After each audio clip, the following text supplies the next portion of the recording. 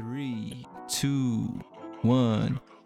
What's going on, folks? Welcome to 34 Questions. I'm your host, 34, and tonight I have a very special guest.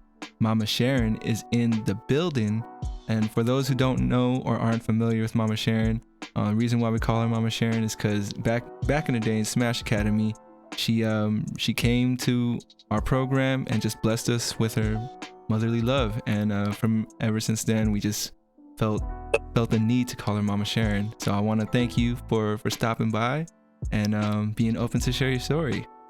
How have you been? I have been blessed. I have been busy. I've been well. I'm still here. What more can we ask? Definitely glad we got a chance to do this. Because I don't know if you've always had this impact on everyone in your life, but I can only speak for myself and my peers at the time, but we definitely felt your impact working with us as kids, and I'm just super blessed to be able to reach out to you and have you on here and talk now that I'm a little bit older, and I feel like you have more experience you could dispense and share with us, so definitely happy to have you on. I'm honored. Thank you. For the folks out there who are unfamiliar with the flow of the show, we do some intro questions, some warm-up questions just to set the tone, and then afterwards we'll jump into the Wheel of Fate, where we spin the wheel, and whichever number it lies on, we'll roll with the conversation that way, and then after that we'll have some final stretch questions. Sound good to you? Sounds good. All right. Well, my very first question for you is, how have you been? It's been probably 10 plus years since the last time we were able to speak. So this is a big deal for everyone out there who has no idea about it. But how have you been? It's been also the past couple of years have been different times, crazy times. How you been? Yeah. I've been physically well. I've been emotionally struggling, as I think many of us have been. I've been working very hard. I've been blessed with a career that helps guide students to college. And I'm also working as a life coach. And so I help get folks unstuck. My sweet spot is coaching young women of color. And so I'm feeling blessed in that I'm A, still working, and B, still helping to guide people toward that next step. And so I've been able to provide access or help people to figure out what they want to do in terms of going in the direction of access. Be that college, be that work, whatever it is. And so I've been counting my blessings. I've been angry. I've been hurt. But I've also been getting more and more spiritual. And I've been so incredibly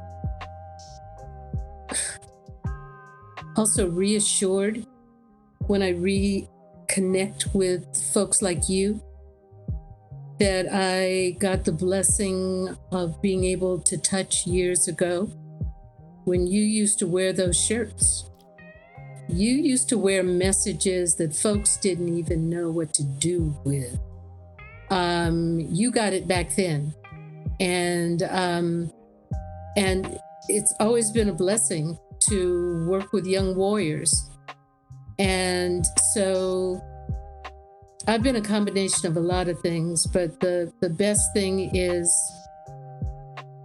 hitting an age where I've been able to just tell my truth and help young folks tell their truth.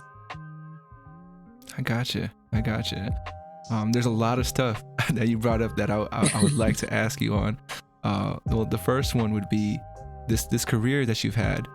Was this something that you searched for, or something that just came to you as you were growing up? Wow, good question. You know, for as long as I can remember, I wanted to be a counselor. Now, I wasn't sure when I was in high school, middle school, what kind of counselor. But when I hit high school as a senior and I was applying to college, I had that bad guidance counselor. And that counselor, when I got admitted to a college, said, "Oh, well, even though you're never going to be able to go there, how nice that you got in." And my mom, because at that point, believe it or not, back in the day, very few African American students got into Mills. And my mom was like, "Oh, hell no," she didn't say that. And truly, from that moment on, it was like, I know that could have been handled a different way. And so by the time I was a senior at Mills, I was helping high school students in Oakland and Los Angeles figure out how to apply. Once I graduated, I went into admissions there, and I've been doing access ever since, around the country and outside of the country for colleges all over the place. Gotcha. And yeah, I think, a lot of us, especially myself, it took a long time for me to really find my groove, or I don't even know if this is my calling yet, if it feels like it, but just to give you an update on my life, I've had about 15 jobs in 10 years. Kept bouncing around, kept trying to figure it out for myself. But one thing that I've come back to is working with youth. So that's something I've been like getting back to and trying to stay in that I don't want to call it industry, but no. just being able to serve the youth, I think, has given me a lot of fulfillment that I haven't found in the other 13 jobs that I've had. So yeah, that's where I'm at now. I get it. I so get it completely. And the whole thing is, this now, it's about the journey. For sure. And I think that's why I continue on my journey, because I think, the more I can experience, the more it's gonna serve me as I continue to get older. But yeah, all about the journey, and the people that we meet on the journey. I think for me, that's something that's been precious. It doesn't matter what your spirituality is. You can call it a Bible, you can call it a Quran, you can call it a meditation. But what I've heard is, you never know who you touch. You might be the only Bible that person has ever read. You might be the only Quran that person has ever touched.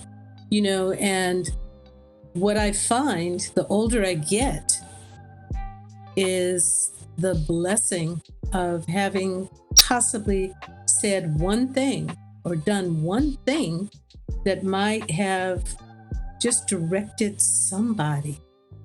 And I'm going to leave this earth never knowing the impact I had on a third generation, but I'm going to be real satisfied. And it took me this long to recognize that. And so if you're finding joy in, you could call it an industry, whatever, in the work you do, this gumbo that you've gotten yourself into, I'm so delighted. Thank you. Yeah, perfect that you brought up spirituality, because I was going to ask you about that too.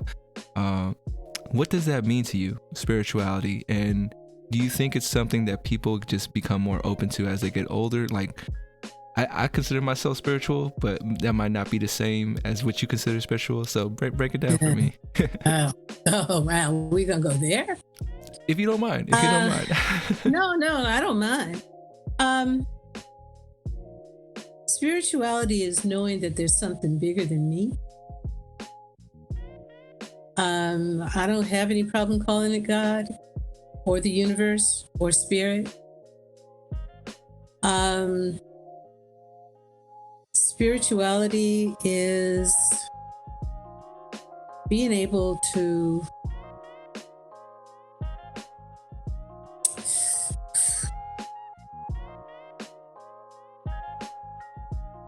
I don't know, just be thankful to some being, something. I got blessed with the opportunity to give birth, and I'm thankful for having done that. And I got blessed with the opportunity to see green leaves and blue ocean and touch young people. And I happen to love being able to give thanks for that. And to me, that's spirituality. I like getting up in the morning and saying thank you to something other than this mug, okay? I believe that there is something else out there that is saying, you all idiots better get right. But I don't believe in hell and damnation. So the get right isn't, or I'm going to send fire and all of that. No, I'm not about that. It is, don't you understand that there is a better way? Can't you love?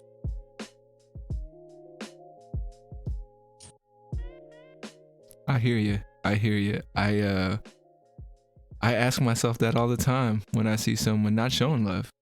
Oof. Or, it's for one, thank you for affirming my spirituality because in the same sense, something that when I ever do talk about what I believe in, one thing that I always tell people is the universe and God to me are synonymous. I hope I'm saying that right. Yeah, they're to me the same thing. You're praying to God, you're praying to the universe. Yes. And the thankfulness. Yeah, that's I should try to do it more in the morning, but definitely at night, right before I sleep. That's my prayer. My prayer is just saying thank you to the powers that be. There you go. Yeah, so I'm glad that my spirit is aligning with your spirit, and for someone I hold in high regard, I know maybe you don't feel comfortable with that. It makes me feel good. So thank you. And so it is. Well, that's not even our warm-up questions. We've made it to the warm-up now. And my first warm-up question for you is, what would you like the audience to know about you? So if you're thinking that you're introducing yourself to someone, but you wanted to get really real with them without feeling like, you had to say, maybe you've done this already with a lot of folks, but for the guests out there, for the audience out there, what would you like them to know about you? Well, and it's really funny because I don't think, what's very interesting is that I think most people who know me think I'm outgoing and extroverted, and I'm not. I am a product of East Oakland, and so I was raised, I think, code switching. I'm a product of the Oakland Public School System, born and raised East Oakland. I have been in education for the great majority of my career, and so I'm defined as an educator. I want to be defined as a path maker.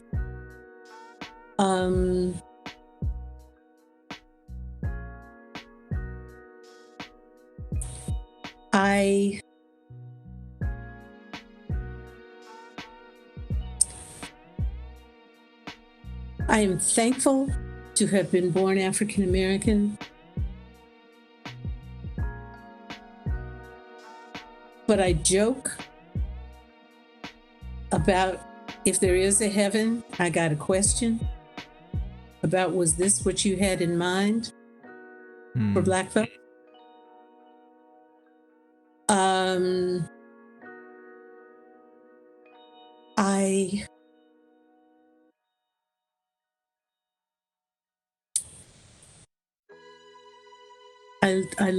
I'm a mother. I have the two most dynamic women as daughters that you could ever imagine. I'm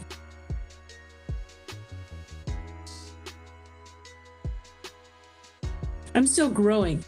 I come from a line of women.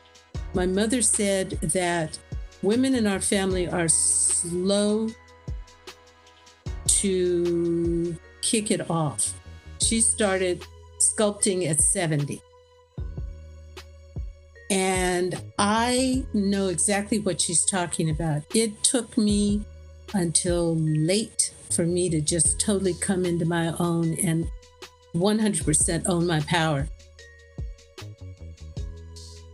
And so I want to help young women of color own their power long before I recognized how to reclaim our time. Mm-hmm. And so I've come to love who I am, but I've got to say that I'm I carry some anger for some of the code switching that I had to do. And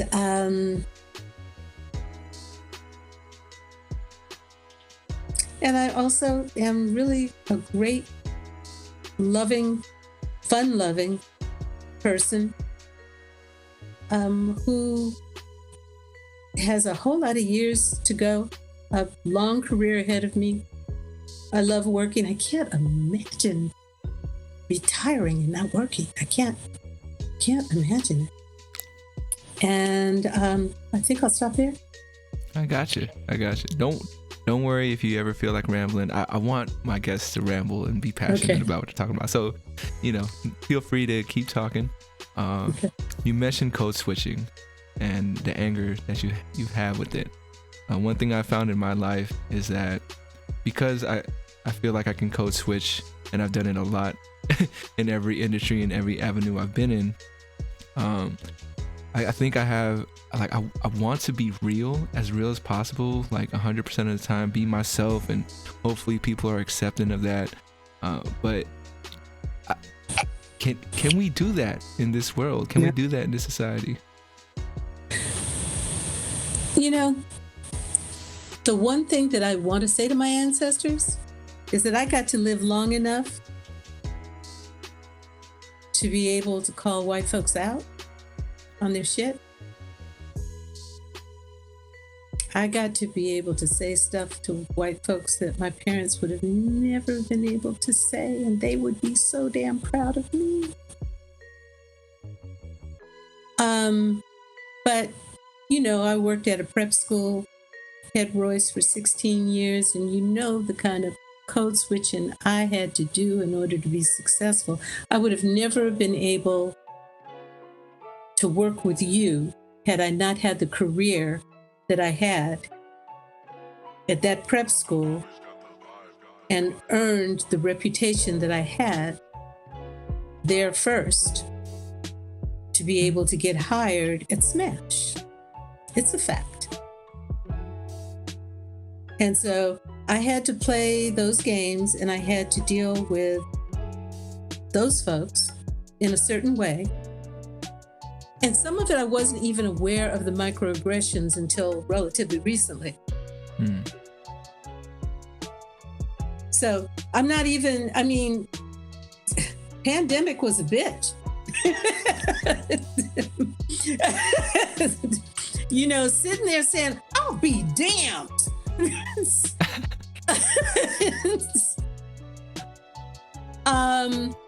And so the whole piece of, can we do that? No, we can't. Nobody can. I mean, and truly, I mean, nobody can go to work and be 100% their authentic self, saying F that, and no, I don't want to do that shit. Yeah. No. Okay. However, I think there is, and in fact, we know that we are at a point where, in fact, I just edited this essay by this young woman. She wasn't a young woman of color, but oh my God, she wrote this essay about calling. She works at a hardware store, and she wrote this essay about being this young woman working at a hardware store and the sexism and how these men hit on her and how she is just taking it on. And that wouldn't have been a thing that she could have handled a while ago. And so what I'm saying is that we're all moving into being able to say some stuff that we couldn't have done a few years ago. So the answer to your question is, yeah, sort of. Way more than I could have. You know full well you could easily at any meeting say, whoa, did you just say that? Do you want to dial that back? Yeah. For sure. For sure. What did you mean by that? I got you. Yeah, the reason why I brought it up was, working with the youth. I feel like that's what they care about, being unapologetically themselves. And that's, sorry. But yeah, I'm sure you've come across that. And, I admire it. I kind of support them in it because I get it. But we want them to work.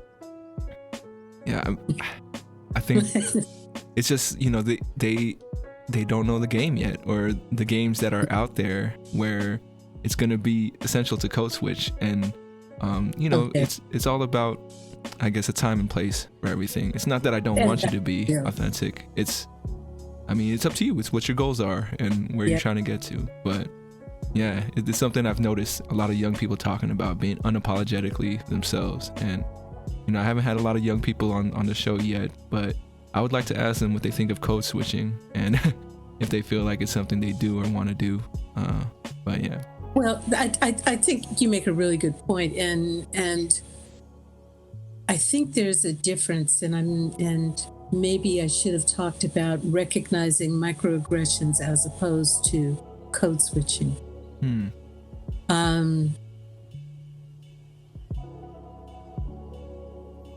Because there is a code switching that has to happen on some level. But being able to call folks out is something else. Being authentic without losing yourself. There's a fine line, and I'm not sure I've seen any training for young folks that's been effective yet. I gotcha.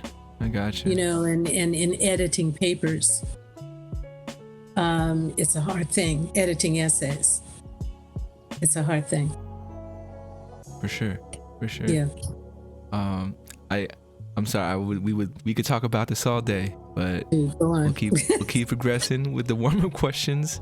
My second question for you is, if someone were to pay you a tribute, how would you like to be honored? So if I was going to tell myself today, I'll do an act for Mama Sharon, what could I do for you?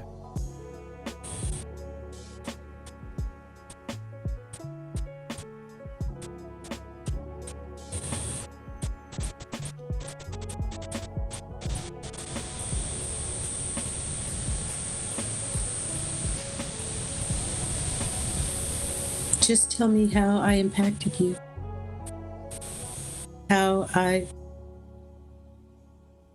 If I made any difference in your life. How? I gotcha. Well, for everyone out there who don't know, please let Mama Sharon know. And for me, I mean, I think. I do not want to cry right now. Okay. Well, let me save that for later then. Thank you. I gotcha. Thank you. The Kleenex is over there. I won't do that to you on air.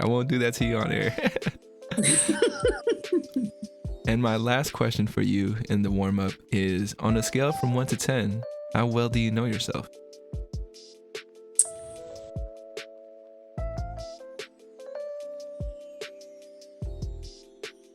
+8. A+. Okay. Mm-hmm. I gotcha. If you'd asked me even a year ago, it would have been a lower number. Really? Okay. Yeah, it's been a year. Very enlightening year for you? Yeah, I wouldn't have said yes to this. Really? Well, I'm glad I asked you a year later than last year, for sure. Yeah, I wouldn't have said yes to this, and I sure as heck wouldn't have gone on with this video looking like this. No. That's crazy. I mean, for me, maybe I would have thought that you had known yourself ever since I was a kid, but I'm glad to hear you got that completeness. Yeah. And just a follow up to that is, what would you say is your favorite thing about your personality?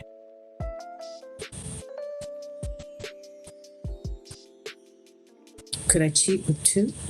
Go for it. My ability to love and my sense of humor. For sure. For me to know, like, if is there a movie or TV show that kind of encapsulates your sense of humor? So.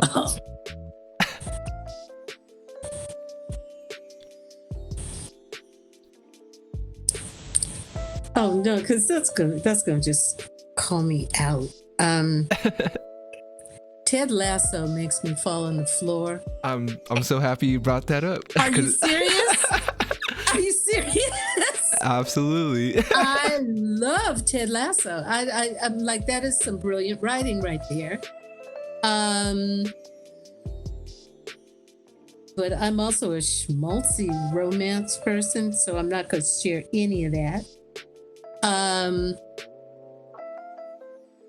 And oh goodness, I think Ted Lasso works fine. I think. Okay, cool. All right, let's leave it at that. The fact that you dropped Ted Lasso. I'm a sports freak. I'm a sports freak, and so that just ties in so well. Okay. For sure. Are you all caught up? Yes. Okay. Oh, just please. making sure. Yeah, that last episode. Whew. Yeah. Oh my God, I know. That was crazy. Yeah. For all the folks out there who hasn't checked out Ted Lasso, please do.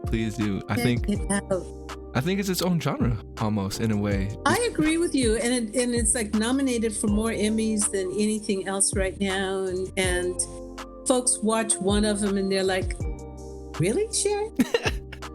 Like, no, you got to. Oh yeah. I'm so glad you. I'm not surprised now that I think about it. Yeah, that's my spirit animal is Ted Lasso. Oh my God! Yes. I go into my workplaces, all 15 workplaces, trying to be that guy. And it's always hard. It's harder than it looks on TV, Yeah, of course it is. To change those things. But yeah, that when I saw it, I was like, I can't believe. Well, one, I really, really appreciate the writing, and man, I mean, I it's something I truly believe in. You bring that energy in, and it kind of influences others to kind of bring that energy too. So. And that sign that says "Believe." There you go. Yeah, for sure. I had when I worked in the high school, I had a sign that said "Soul" on above my my office. So when he put "Believe," I was like, oh, man, Ted. I'm gonna have to take that for the next time I'm in high school. But all right, well, we made it to the main portion of the interview where we start spinning the wheel. So Oh, God. here we go. Okay. And just as a reminder, there are 3 levels: easy, medium, and hard. So depending, you got to a shout out question first. Feel free to keep it general if you don't want to get, too personal. But my shout out question for you is, whose opinion do you value the most?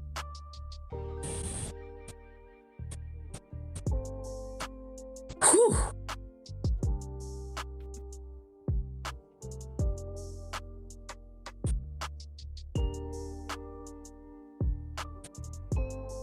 My daughters.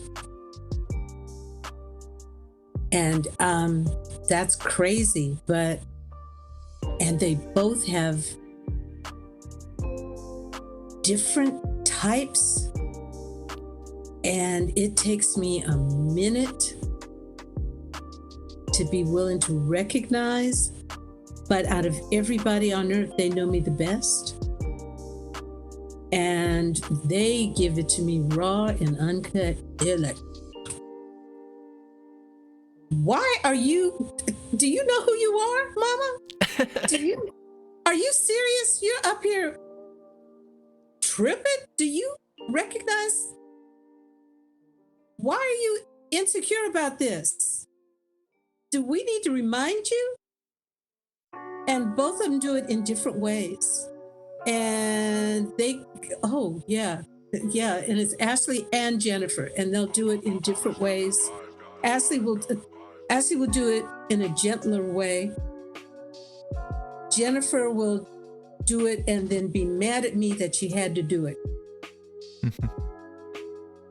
But it's a combination of both. That's what's up. Thank you for sharing. Here we go with another spin. And it You want to give it another spin? I don't want you to feel like pressured. No, you just go on, because I don't know what they are.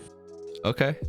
Well, my next shout out question for you is, who has been your favorite teacher, coach, or mentor for yourself?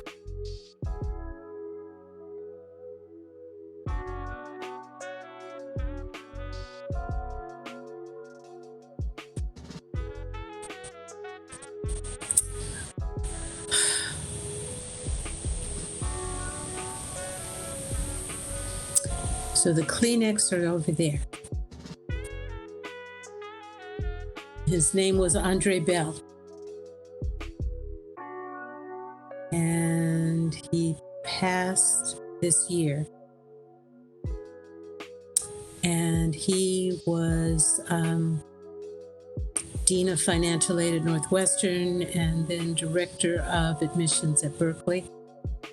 And he had the craziest sense of humor that ever happened. My girls called him Uncle Buddy. And he was married to a good friend of mine, but he was my heart and soul, and just taught me how to keep it real and funny.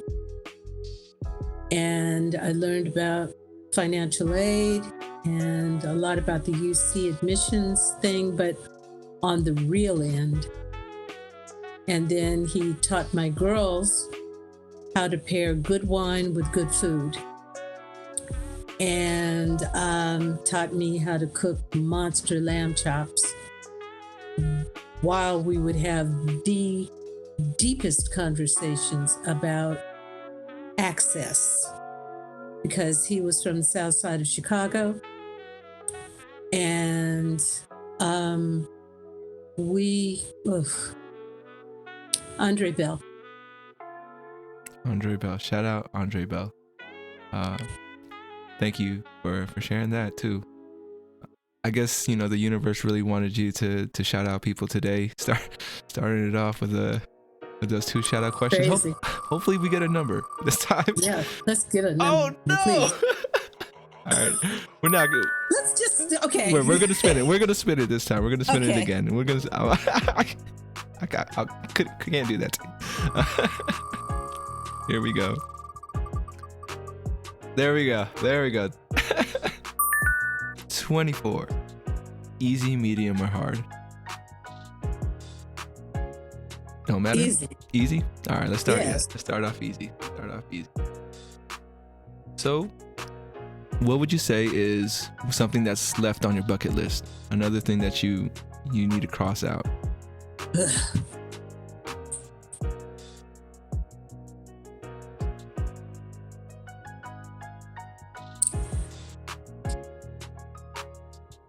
Visiting the mother country, going to Africa. Haven't gone there. Really? Wow. No. Don't say it like that. No. They're gonna revoke my black card. Stop it. I didn't mean it that way. I guess I'm just surprised. Yeah.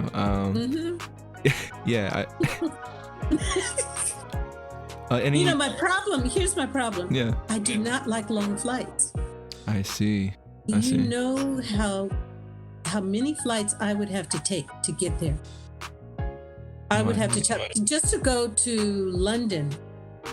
I do New York first or Boston. I hate long flights. And so I would be going with excitement but dread because it's just not something that I enjoy. I want to do, my bucket list is visiting Africa and also going to the French Open. Gotcha. Would you say it's because you don't want to be in the plane for that long, or is it just trying to stay busy while on the plane? Because I know it can be that too. But yeah. What makes it for you? Claustrophobia. I do not enjoy it, and I'm not afraid of flying. I've done Europe a bunch of times, but I chop up the flight. A 12-hour flight to me is as close to hell as you can get. Wow. And so getting home from the East Coast, because you add that additional hour and a half, as opposed to flying to the East Coast. Getting home from the East Coast is a nightmare. That's 6.5 hours. And that's like, and so truly, my doctor gives me an anxiety pill, and I don't normally need them during my day-to-day life. But I hate it. And so if I can get business class, might make it a little bit better. But now the way these idiots are acting on airplanes, I may have to go to jail. I mean, no, I don't. No code switching on the plane, right? No, I would not be code switching on the plane. No. I gotcha. Right. East Oakland would be on the airplane. I gotcha. So, sometimes it's needed. So, gotta unleash it. I was gonna ask, have you ever had a chance to fly first class at all yet? Yeah, my ex-husband retired from United Airlines, and so we as a family used to fly first class a lot. And so my little brat daughters grew up. You should talk to Miss Ashley. For sure. She's still suffering. This whole coach thing is very hard for her because, she's like, what? Coach? I was going to ask if it was everything I imagined it to be. Because I have yet to do that. Back in the day, recognize this was back in the day. And so this was in the 70s and 80s. And so this was these wonderful 747s. And so to fly, and I'm not exaggerating, this was what we would do. We would pick up the girls from school. They wouldn't know we had packed. And we'd be like, we're heading to the airport, and where are we going? And they wouldn't know we were heading to Hawaii until we were on the plane. And because it was that easy back in the day to fly space available, those days are so different now. You could talk to a flight attendant who would be like, oh yeah, you're talking about way back then. And those were great days. We were so very lucky. And so then the girls got to take advantage of the passes for a while longer after we were divorced. But now even people who work for the airline are like, oh no, you can't get on anyhow on pass. So yeah, we did get to do it. It was a great time at the time. But those business people are so nasty now. It's kind of the way they act with kids of color who get into college. Oh, are you flying first class because you work for the airline? Oh, did you get into college because you're Black? It's ugh. Gotcha. Yeah. And as I spin for this next number, I've never been to Europe. What would you suggest is the first place I go check out there? Paris. Take the Black Paris tour. Visit where all of the expatriates lived, why they lived in Paris rather than the United States. I would turn you on to the person who runs Black Paris tours. Spectacular. I adore that city. We'll talk. We'll talk about it. Okay. And if you hadn't noticed, your number is 11 this time. Okay. Still sticking to the easy? Okay, let's do a medium. All right, medium 11 is when did your stream of consciousness begin? So like for yourself, you know, this idea of who you are and kind of that narrative in your head, did that start super young? Did it have, for me personally, I think 12 years old is when that narrative started to happen in my head. So for you, any particular time?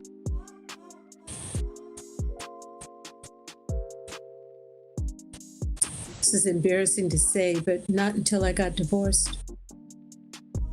Really? I was just on a trajectory. You go to college. Oh, you get married. Oh, you have a career. You have children. Oh shit. This thing happened. Divorce.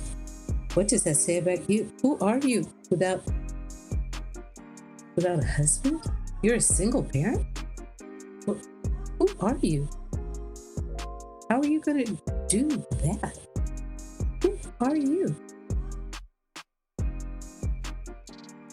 Because, and I remember saying this because it was, my father died not all that long before my marriage broke up. And then right after my marriage broke up, the Loma Prieta earthquake happened. And I remember saying, I don't have my father, I don't have my husband, and the Bay Bridge has fallen in. 3 things that I just I think I leaned on more than I knew are gone. So I don't know if you have ever listened to any of Richard Pryor's comedies, but Richard Pryor talks about, at one point he was asked, so what you gonna do, Rich? And it's like, so what you gonna do, Sharon? And that's when I began studying science of mind. And I became metaphysical. And that's that was the journey for Sharon. For sure. And honestly, now that you shared your story, I'm thinking to myself, oh man, maybe it wasn't. maybe my stream of consciousness isn't there yet. I'm not at that level. I'm not at level 2 yet. And you think but it's like, when did you get to the point of who am I going to show up as? Because it's like, I've got to mold these young minds. I'm a single mom. Who am I going to show up as? And I gotta fake the funk, as they say, at Head Royce every day and try to get these rich white children into Yale during the day, and come home and be this depressed Black woman out of East Oakland at night. It's like, and that's the reason my daughters are like, do you remember who you are?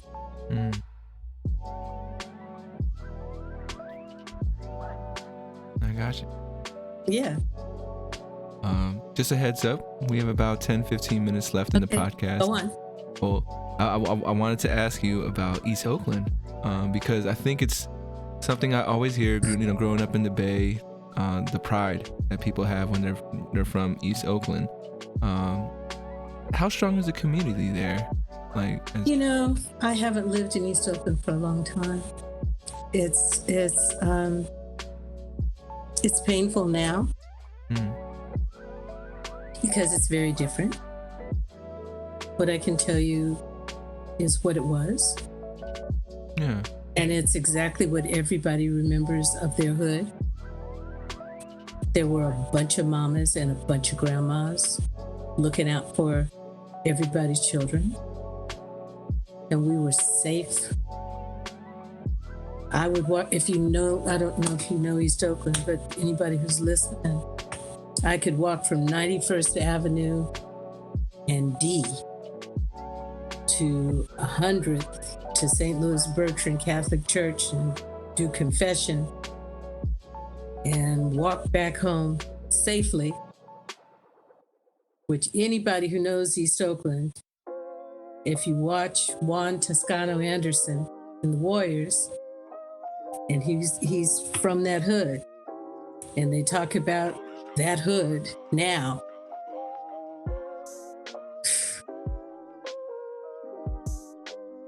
It's a different hood, and it just kills me. I gotcha. And so it's not the place. It's not the place that I grew up in, and so I can't speak with any veracity about East Oakland. In a lot of ways, it's a food desert. There aren't really a bunch of grocery stores. I don't know if you remember one of the lectures I would give to students. When I talk to underrepresented kids, I talk about how many of you have had clinics removed from your community? How many of you have had bus stops removed from your community? And the reason they got removed from your community is that there was a meeting, but your folks didn't know to attend. And that's because they weren't provided the education. And the reason I need you to get educated is so that you show up at the meetings. Because the grocery stores are gone, the clinics are gone, the bus stops are gone. But your poor people don't know to show up at the meetings. And so I'm still working at a school at East Palo Alto. And that's the whole deal. So I went off on a riff there, but I'm still talking to folks when they listen. For sure. Thank you for sharing. Yeah, I think you just reminded me to attend those meetings. Something that I still need to I guess grow into. and, speak my voice when I'm there. But I mean, I'm not very, I guess, involved in the politics of my community, but I can see how important it is that I need to, if I really care about my community, I need to be there and showing up and helping make decisions. I don't know why. I guess at this point I'm kind of thinking about how, I don't know, I have this jaded view of politics, and how like it feels like it's not up to me, even if I think a lot of people kind of feel that way, but I also know that this answer is not that simple, and there needs to be more action than just thoughts and talking. So that's where I'm at. But somebody's got to show up. If Stacey Abrams just decided, oh shit, I didn't win that election, so I'm just gonna be pissed, we would not have won Georgia.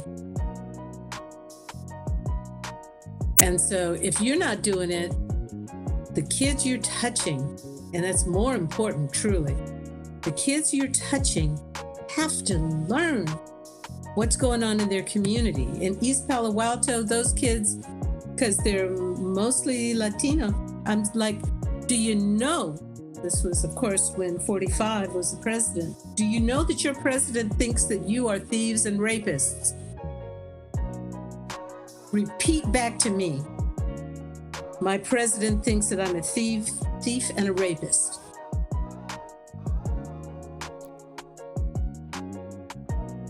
You can't just sit still. You can't unknow once you know. And so if you're going to empower young people. I don't care if they go to four-year college. I want them to have some form of higher ed so that they know how to go to the meeting. And so that they have productive lives and they feel good about themselves, so that they're not in that pipeline. So I've been preaching. That's what I do. And I think you continue to inspire, because now I feel like I'm going to go back to my class tomorrow and ask the kids, like, do you know who your representative is in your community? Just to challenge them to see and think, because local government's where it's at, I think, Yeah. Makes real and change. What can you do? How can you show up? What is your life purpose? And what are you going to do toward that end? Ooh, now that question is it's hard for everyone, and it's always like, I don't want to pressure you to figure out what your life purpose is, but I think you'll feel like you'll live a fuller life if you did. So then pressure them and stay in touch with me. I gotcha. Will do. Well, Mama Sharon, we made it to the final stretch of the podcast. Just have a few closeout questions for you. And this next question is from my previous guest. Shout out to Mr. Zhao. His question for you is, if you could have chosen any other career, what could you have chosen that wasn't what you're doing now? Whoa.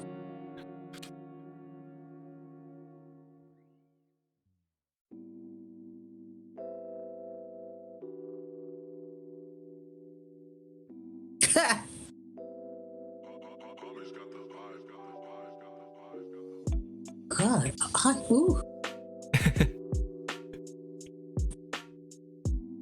I think it's a good thing that you're at loss for words. Cause I know.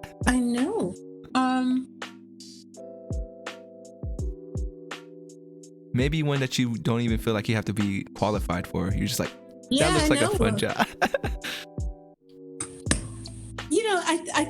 My daughter's a hip hop performer, and when she gets out on the stage and rocks that mic, I'm like, oh man, the power that she has. Oh, I think I would love to do that. A performer,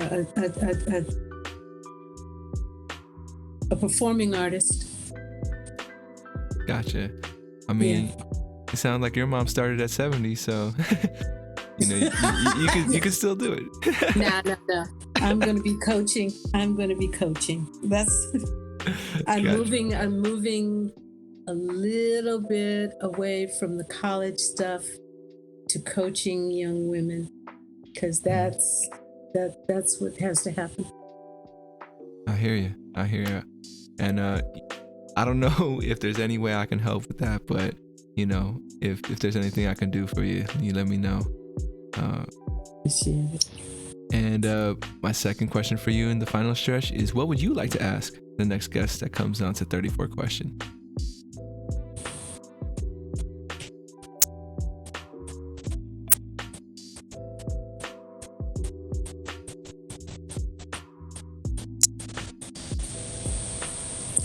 Name the best thing that happened in 2020.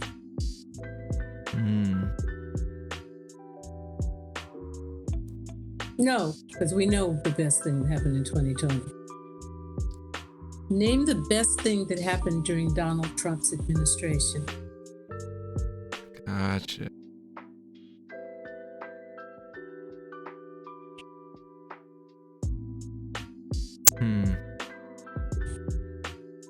I'm thinking about that for myself, and I mean, I guess when he first got elected in, I think that's just the awareness it brought to a lot of folks about how this isn't the game that you think it is, and how much more we need to be paying attention.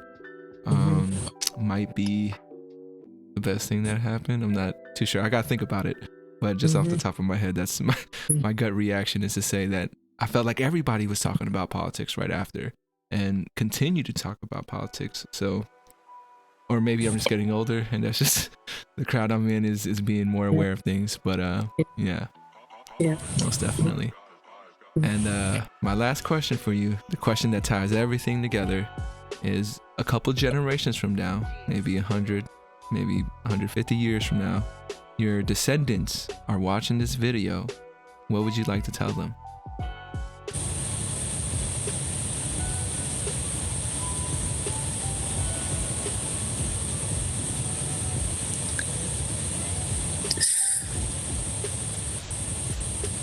Don't be afraid.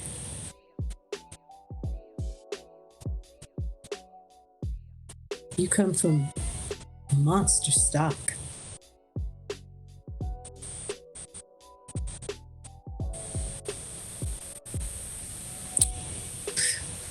Treat the earth well. And as I've said to my daughters, save, use sunblock, and stretch. Gotcha. Any last things you'd like to add before we head out of here? No, bless you, young people. Just keep doing the work, or start doing the work. Figure out what your work is. Everybody's work is different. But don't just be still. Sure. I think I've been still long enough, and I think this is what's coming out of that is that because of my stillness, that I feel like this is everything I'm pushing. But I want to thank you again for stopping by, dropping knowledge, sharing your perspective, and sharing your story. I know it's not always easy. I'm glad we didn't get you to tears, because I would have felt really bad if I had you out here crying. But so thank you again for coming by. I want to thank all the folks out there. If you're listening on Spotify, Apple Music, wherever you're checking this out, appreciate your time as well. Remember to reach out, reach forward. As always, much love, and we'll catch you guys next time on 34 Questions. Peace. Blessings. And then this is like my ending credits scene, if people stick through the credits. But yeah, Mama Sharon, thank you for stopping by, and any feedback you have for me, anything you like, disliked, this is where I kind of ask my guests to give me the truth. No, this is awesome. Absolutely awesome. Do you have a good following? I think the people who follow are good followers. Yeah. It's one of those things I try not to get wrapped up into it too Yeah, much. yeah, yeah. But it's hard because every day it's like looking at statistics and all that Oh, stuff. yeah. But I understand. from when I started to where I'm at now, there's people listening, and that's all I can really ask for is There you go. someone out there is hearing your story, hearing other stories. And what's interesting is I'm getting a lot of plays from India, which I didn't really expect. What? Yeah, that surprised me. And they're consistent out there too, so someone out there, I don't know if they're driving their truck or whatever, they got this podcast playing. And so that's super interesting to me because I wouldn't have thought that would have happened. But That's amazing. Irene said she remembers when many